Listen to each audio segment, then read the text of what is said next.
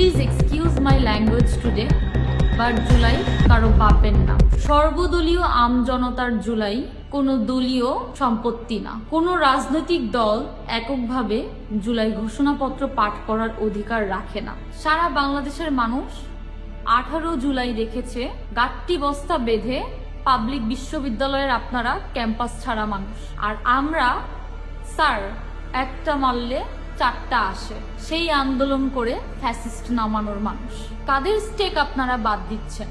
এই জুলাই অভ্যুত্থান শহীদ, আহত, প্রাইভেট, মাদ্রাসা, স্কুল, কলেজ, হেফাজত, সাংবাদিক, শ্রমিক শ্রেণী, সেনা অফিসার থেকে শুরু করে সবার এই ঘোষণাপত্র এককভাবে কোনো দল নিজেদের মতো করে পাঠ করতে চাইলে ওই সকল মানুষকে অবমাননা করা হবে যারা নিঃস্বার্থভাবে রাজপথে নেমেছিল।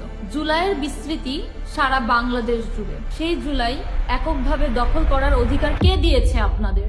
এবং এককভাবে এই জুলাই ঘোষণাপত্র পাঠ করার সিদ্ধান্ত কোন সাহসে আপনারা নিলেন?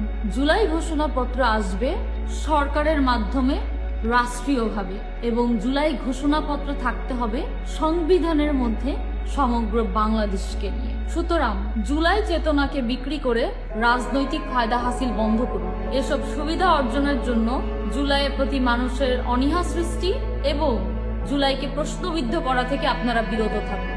আমাদের শহীদ এবং আহত ভাইদের কষ্টে অর্জিত জুলাই সারা বাংলাদেশের সকলের মনে জারি থাকুক এবং জুলাইয়ের প্রতি ভালোবাসা সারা জীবন অটুট থাকুক।